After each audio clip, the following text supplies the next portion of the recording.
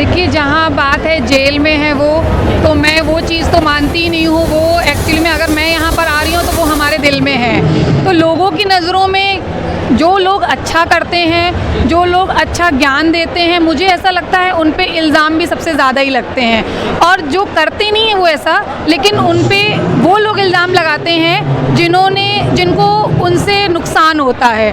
तो मेरा ये दृष्टिकोण है कि जिनको उनसे नुकसान है उन्होंने उनको फंसाया है। तो उसकी वजह से, क्योंकि ज्ञान जो है वो सब कुछ साफ है, और ऐसा ज्ञान अगर आपको कहीं मिल रहा है तो मैं तो उसी को फॉलो करना चाहूँगी।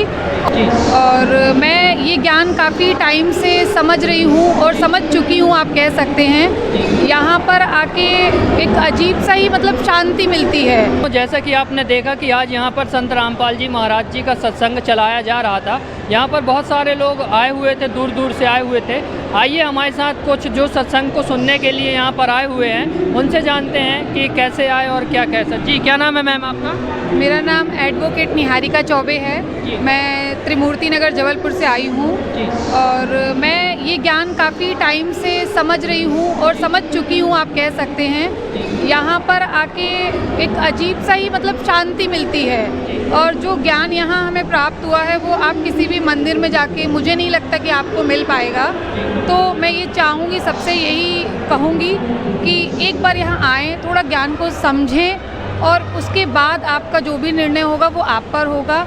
बट अभी कि हम देखते हैं कि संत रामपाल जी महाराज जी के ऊपर बहुत सारे एलिगेशन लगाए गए हैं और वो कहीं ना कहीं जेल में हैं। तो आप ऐसे संत का सत्संग सुनने के लिए आई हैं जो कहीं ना कहीं जेल में है। मैम, ऐसा क्या बताते हैं या आपको ऐसा क्या लगा जो आप ऐसे संत का सत्संग सुनने के लिए आई? देखिए, जहाँ बात है जेल में है तो मैं वो चीज़ तो मानती ही नहीं हूँ। वो एक्चुअली में अगर मैं यहाँ पर आ रही हूँ तो वो हमारे दिल में है। तो लोगों की नज़रों में जो लोग अच्छा करते हैं, जो लोग अच्छा ज्ञान देते हैं, मुझे ऐसा लगता है उन पे इल्ज़ाम भी सबसे ज़्यादा ही लगते हैं। और जो करते नहीं हैं वो ऐसा, लेकिन उन पे वो लोग इल्ज़ाम लगाते हैं जिनको उनसे नुकसान होता है। तो मेरा ये दृष्टिकोण है कि जिनको उनसे नुकसान है उन्होंने उनको फंसाया है। तो उसकी वजह से, क्योंकि ज्ञान जो है वो सब कुछ साफ है, और ऐसा ज्ञान अगर आपको कहीं मिल रहा है तो मैं तो उसी को फॉलो करना चाहूँगी। और मुझे ऐसा लगता है कि ये ज्ञान सबको इस पे फॉलो करना चाहिए, एक बार समझना चाहिए।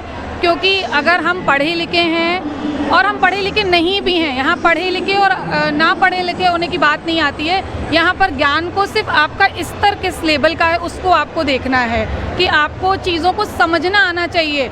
पढ़ा लिखा होना इतना मायने नहीं रखता जितना आपको ज्ञान को क्या सही है क्या गलत है ये आपको समझने की बहुत ज़रूरत है। और मैं इस चीज़ को समझ चुकी हूँ, इसलिए मैं हर बार यहाँ आती हूँ। नहीं भी आ पाती हूँ, लेकिन मैं उस चीज़ को समझती हूँ कि हाँ, मैं घर बैठे भी बहुत कुछ चीज़ें ज्ञान में और अच्छा और बुरा में फ़र्क समझ सकती हूँ। तो इसलिए मैं संत रामपाल जी महाराज की शिष्य हूँ। मैं यही बोलूँगी कि मैं हूँ उनके शिष्य, और मैं गर्व से बोलती हूँ। मैम, क्या आप इनसे जुड़ चुकी हैं? संत रामपाल जी से नाम दीक्षा ली हैं या अभी नहीं ली हैं? नहीं, मैं अभी नहीं ली हूँ, तब मैं आपको बोल रही हूँ। जिस दिन मैं लूँगी, मैं थोड़ा सा मतलब इंतज़ार में हूँ कुछ चीज़ों के मोड़ में। मुझे कोई डाउट नहीं है, कोई संदेह नहीं है। मैं यहाँ आती हूँ, मेरे लिए बस ये बहुत तसल्ली की बात है। मैं अपना मन शुद्ध करने के लिए यहाँ पर आती हूँ, अपनी चीज़ों को शांतिपूर्ण करने के लिए आती हूँ। जो भी मैंने महीने भर अपने नौकरी में किया, कुछ भी किया, तो मैं उस चीज़ को चाहती हूँ कि मैं शांतिपूर्ण से करूँ, और आगे भी उस चीज़ को यहाँ शांति प्राप्त करके वहाँ शांति फैला सकूँ। बस यही चाहूँ। जैसा कि आप एडवोकेट हैं और संत रामपाल जी की शिष्य भी नहीं है, कहीं ना कहीं लोगों को ये लगेगा कि जो उनके शिष्य होते हैं वो उनकी बड़ाई करते हैं, लेकिन आप जो बात कर रही हैं वो निष्पक्ष बात कर रही हैं क्योंकि आप उनकी शिष्य नहीं हैं। तो मैम, कहीं ना कहीं हमने देखा आए दिन संत रामपाल जी महाराज जी की पुस्तकों का विरोध होता है। ज्ञान गंगा है, गीता तेरा ज्ञान अमृत है, जीने की राह है। मैम, आप तो एडवोकेट हैं, क्या कारण है उनकी पुस्तकों का विरोध का? क्या ऐसा बताया गया जिस कारण से उनका विरोध होता है? एक्चुअली में क्या है, ये जो पुस्तकें हैं किसी ने पढ़ी नहीं है अभी तक। पुस्तकें सिर्फ नाम से ही विरोध हो रहा है कि हाँ भाई, आपके जो गुरुजी हैं वो जेल में हैं, तो हमें नहीं चाहिए ये बुक। एक बार कम से कम उस पुस्तक को आप उठा के देखिए, उस पुस्तक में आपने क्या लिखा है, क्यों लिखा है उसको समझ के देखिए, अपने आप आपको सच और झूठ का पता चल जाएगा। तो इसलिए मैं यही कहना चाहूँगी कि एक बार उस पुस्तक को पढ़िए, और जितनी भी ये संत रामपाल जी महाराज जी जो भी फ्री सेवाएं और मुफ्त गरीबों के लिए कर रहे हैं, आज तक मुझे नहीं लगता है कि कोई कर पाया है या करेगा। मैम, जैसा कि आपने मुफ्त सेवा की बात करी, इनके द्वारा चलाई जा रही है अन्नपूर्णिमा मुहिम, कहीं ना कहीं ये लोगों के घर बना रहे हैं, और भी हमने संत देखे हैं ये कथाओं के बहुत पैसा लेते हैं। तो ये मैम कहीं ना कहीं और भी जो संत हैं और संत रामपाल जी महाराज जी हैं, कैसे इनमें भिन्नता है? देखिए, मैं तो यही बोलूँगी कि मैं यहाँ आती हूँ तो मुझसे कोई कुछ मांगता नहीं है, या ये नहीं बोलता है नहीं अगर आपको मैं ये तभी बताऊँगा जब आप 1001 रुपये देंगी या 501 रुपये देंगी। तो मैं तो आज तक इतने सत्संग आई में हूँ, किसी ने मुझसे कभी पैसे की कोई डिमांड नहीं करी। ये मेरे ऊपर है कि मैं अपनी कमाई का कुछ हिस्सा अपने उस गुरु को दे पाऊँ जिससे मैं आज ज्ञान प्राप्त कर रही हूँ। और डेफिनेटली अगर इस दुनिया में अगर मैं किसी से ज्ञान ले रही हूँ तो मेरा उसके लिए भी कर्तव्य बनता है कि मैं उसको अपनी तसल्ली के लिए कुछ दान दूँ, तो वो दान स्वरूप ही होता है और उसका डबल हमें मिलता है। ये मैं अपना खुद महसूस करती हूँ, बाकी को मैं कुछ नहीं कह सकती।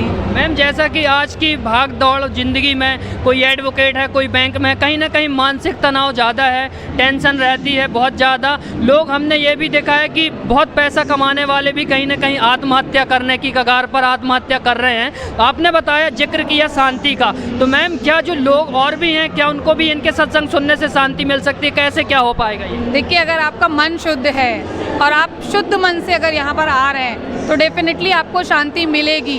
मैं भले 15 दिन में एक बार आ पाती हूँ, या जब भी कुछ होता है तब मैं कभी कभी नहीं आ पाती हूँ, तो मेरे मन में एक अजीब सा रहता है कि मुझे जाना चाहिए था, बट कुछ चीज़ों के कारण, अपनी बिजी शेड्यूल के कारण मैं नहीं आ पाती हूँ। बट जब भी आती हूँ तो मैं डेफिनेटली, मेरी आंखों में मतलब जब मैं सुनती हूँ ना तो एक गूज बम टाइप के रहते हैं कि नहीं, हाँ ये सच है। मतलब ये कोई स्टोरी और कोई मूवी की पिक्चर नहीं है कि हम आए और ख़त्म हो गया। ये एक ऐसा ज्ञान है जो आपको कर्म करने के लिए बोल रहे हैं, वो कि आपको सिर्फ कर्म करना है, आपको कुछ नहीं करना है, आपको सिर्फ कर्म करना है। उसके बदले में definitely you will get something. और I don't want to say something कि you will get something, you will get definitely everything. Ma'am, जैसा कि आप तो एडवोकेट हैं, आप इनके सत्संग भी काफ़ी दिनों से सुन रही हैं, लेकिन कहीं ना कहीं किसी कारण से आप जुड़ नहीं पा रही हैं। मैम, हमने ये सुना है कि संत रामपाल जी महाराज जी के बारे में लोग कहते हैं उनको संस्कृत नहीं आती, वो वेदों का अनुवाद क्या खाक करेंगे। क्या कहना चाहती हैं मैम ऐसे लोगों को जो उनके बारे में ऐसी गलत अफवाहें फैलाते हैं?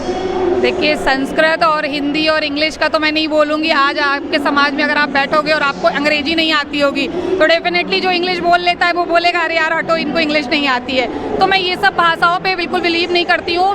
हिंदी हमारी शुद्ध भाषा है, जो जिसका जैसा समाज है वो वैसी भाषा बोलता है। किसको क्या नहीं आता है, क्या नहीं आता है, हमें उस पर चर्चा नहीं करनी। ये तो हम उसकी कमी निकाल रहे हैं। हमें क्या आता है हम उस पर चर्चा करते हैं, क्योंकि हमारे गुरु हमको वही सिखाते हैं। जी मैम, कहीं ना कहीं संत रामपाल जी महाराज जी जो बता रहे हैं तो ये कहीं ना कहीं वेद गीता के अनुसार बता रहे हैं। आप पढ़े लिखे हैं, आपने इनको देखा भी होगा, सुना भी होगा, समझा भी होगा, तो क्या ये सत्य बता रहे हैं या फिर कहीं ना कहीं तोड़ मोड़ मरोड़ करके बता रहे हैं? देखिए, सत्यता का प्रमाण चाहिए तो हर आप धर्म उठा के देख लीजिए, हर किताब उठा के देख लीजिए, सबके पेज नंबर में देख लीजिए कि क्या लिखा है।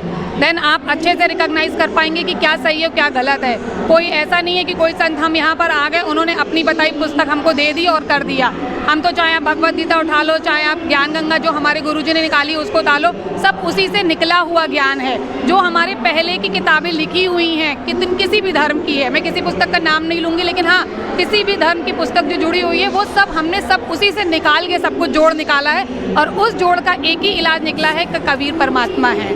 तो बस वो ज्ञान हमें समझना है। अब वो जो नहीं समझ पाए वो भगवान भी उनको समझा देंगे, तो हम तो समझ गए हैं, इसीलिए हम जुड़े हुए हैं। पढ़े लिखे युवाओं को, शिक्षित जो युवा हैं उनको क्या कहना चाहती हैं मैम, ताकि लोग इनके बारे में सुने समझें, जो गलत अफवाहों के कारण कहीं ना कहीं ऐसे संत के बारे में गलत चर्चा करते हैं या गलत बोलते हैं, उनको आप क्या कहना चाहते हैं? पढ़े लिखों को मैं यही बोलना चाहूँगी कि देखिए, जो मतलब नहीं अशिक्षित हैं तो उनको थोड़ा सा टाइम लगता है समझने में, बट मेरे ख्याल से मुझे लगता है कि वो लोग ज़्यादा जल्दी समझ रहे हैं। जो हम देख पा रहे हैं अभी कि जो अशिक्षित हैं वो इस ज्ञान को जल्दी समझ पा रहे हैं, और जो शिक्षित हैं वो अपनी पोस्ट, अपनी कमाई के जरिए या बिजी शेड्यूल के जरिए थोड़ा सा इग्नोर कर रहे हैं उन चीज़ों को। तो मैं चाहूँगी कि जो शिक्षित हैं, जो अशिक्षित हैं, दोनों इस ज्ञान को समझें और उस चीज़ के आगे बढ़ें। धन्यवाद मैम। धन्यवाद। सत साहिब।